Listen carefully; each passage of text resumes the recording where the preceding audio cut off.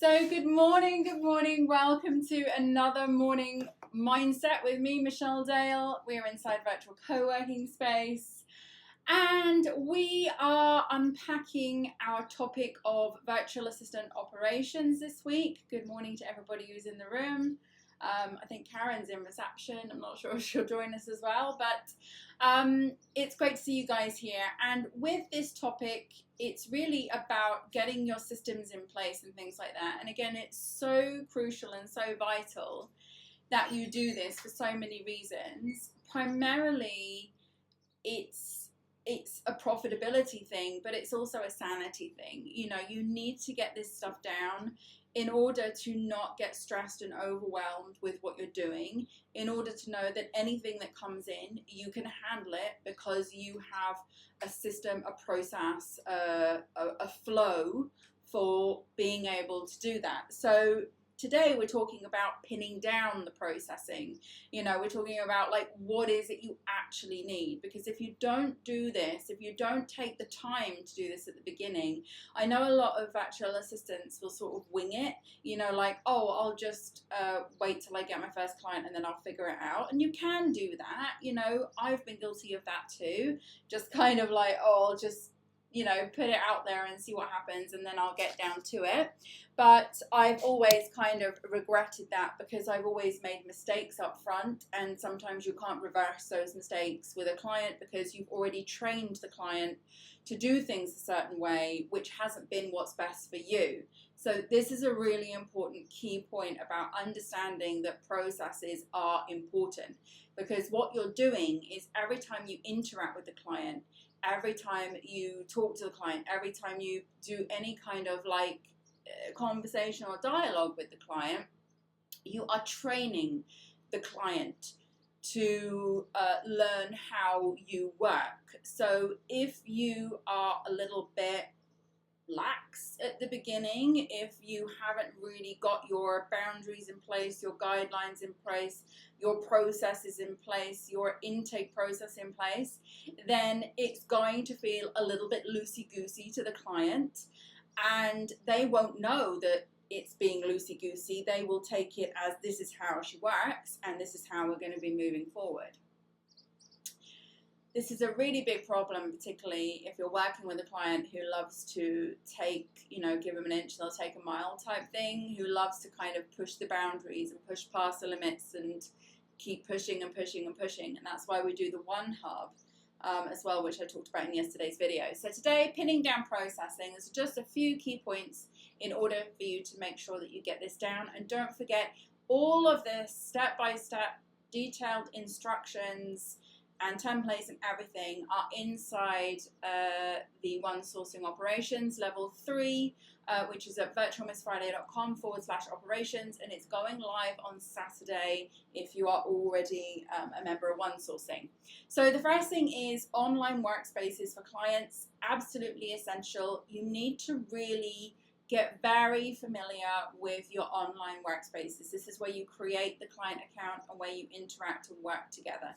Okay, so it's really important that you look at the features of your online workspace and really create a plan for how you're going to work together with the client. Now, inside the One Sourcing Operations, I've given you several pointers as to what to show the client, what to not show the client, how to approach certain things, how to keep them away for certain things. So that's really important. But online workspaces for clients, study your online workspace because it's the most important system.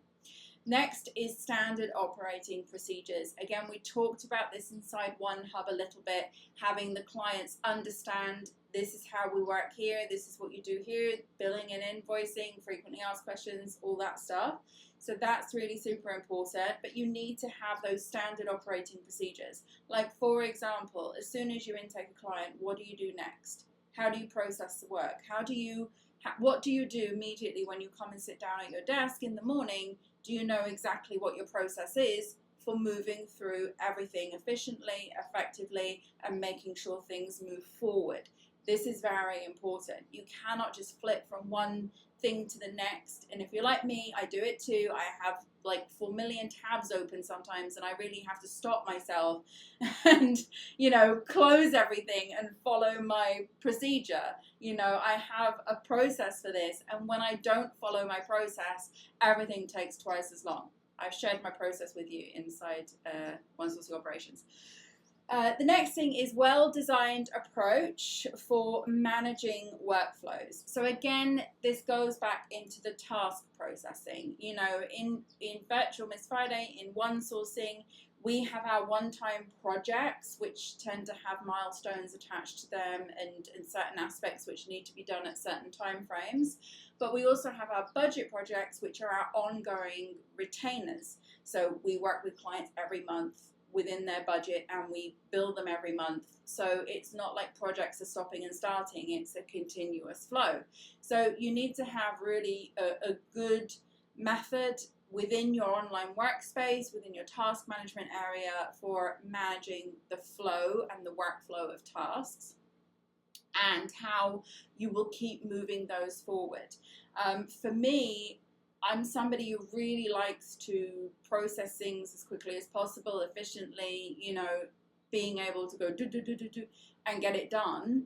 So I've designed my process along with that. Now your services might be a little bit different, so you might have to redesign a process that works best for your services. So really think about this, because you've got to have the similar standard operating procedures and managing workflows across all clients in order to, again, to make this efficient.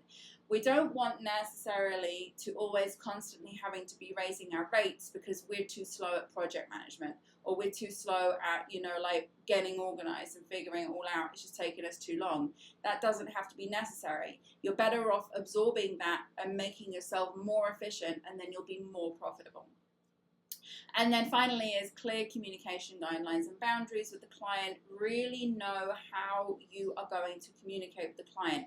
And every time the client pushes the boundaries, goes into excess, tries to, like I say, get that extra few inches after you've already given them an inch and told them an inch is all they're getting, then you really need to, again, have those communication processes very, very clear inside your process and how you work, and inside your One Hub. You know, for example, I have restrictions on number of emails and messages that the client can send, because what happens is some clients, they'll just go boom, boom, boom, boom, they start emailing you. Now what this does is it trains them to really kind of think about what they want to say and put everything in one email, so we can just go ahead and answer everything rather than having to answer 20, 30 emails, you know, in a week about the same topic. You know, it gets the client to really think. So you need to have things like that in place. You need to have processes in place for, if you're doing website design or graphic design, you need to have your restrictions in terms of number of revisions that you do, for example. Otherwise, the changes and the, you know, like the constant tweaks can literally go on forever if you don't do this. And when that happens, you become less profitable. So when a virtual assistant is in a situation where she's making money, but she's not making money, or he's making money and he's not making money, then it's because of the processes and the systems and the workflows. It's just not where it needs to be. Fix that internally, and you will start to see that the money that you're earning is actually going a lot further. So that is today's final step. Pin down your processing inside the One Sourcing Operations. So now you know everything that's going to be happening. Everything is inside in detail the One Sourcing Operations level 3 of One Sourcing, which is going to be released on Saturday. So everything that we've discussed this week, we're going to be obviously elaborating on and doing the training on it.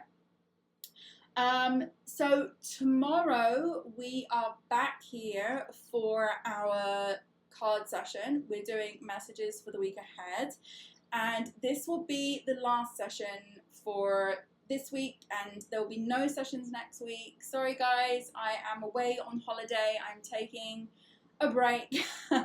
But I will be back again the following week with all the normal schedule and everything like that. So, but don't worry, we will still have one-sourcing operations going live on Saturday, so you're going to have plenty to keep you occupied as you work your way through that.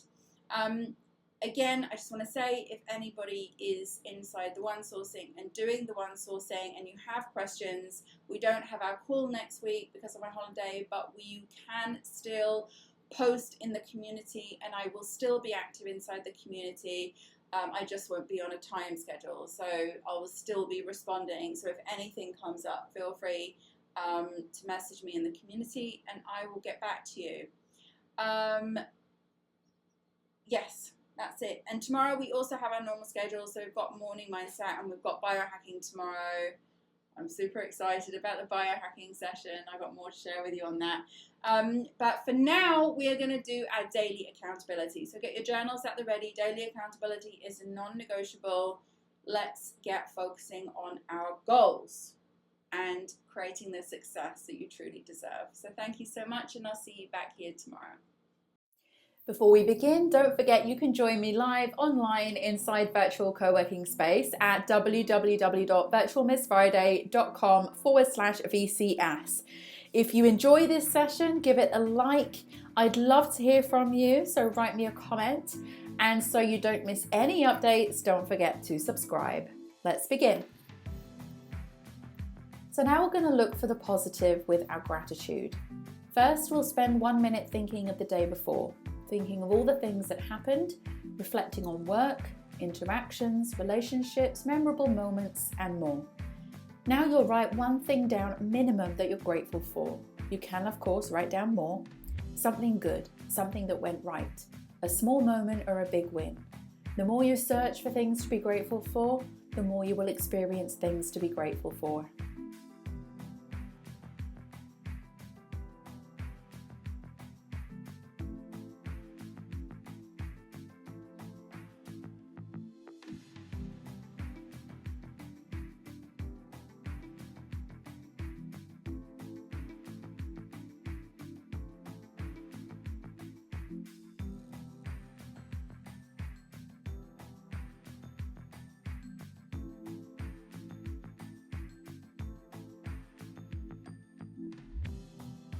Now we're going to read out your goal.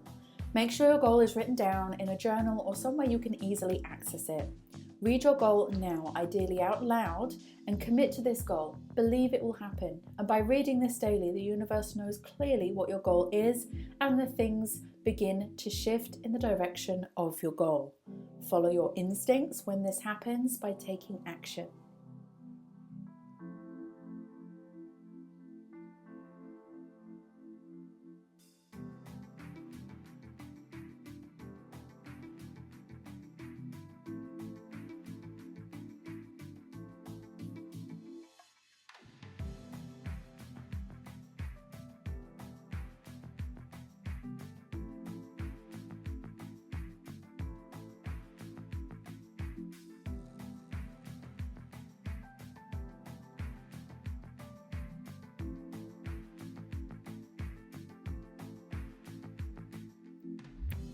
Now you need to see your goal in visualization.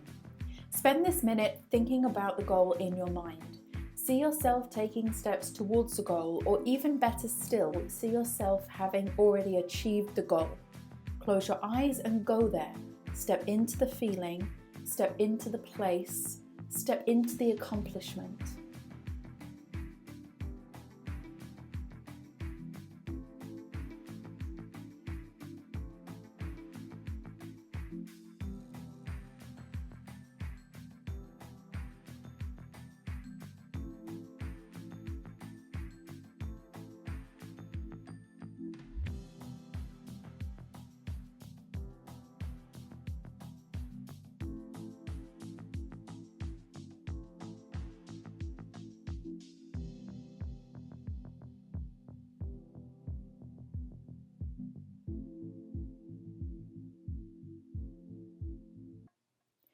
And finally, it's time for your most important task.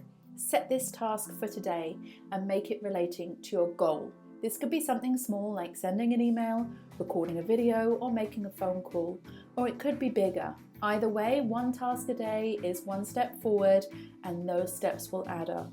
Do what you can from where you are now. Set the intention, and the action will carry you towards your goal.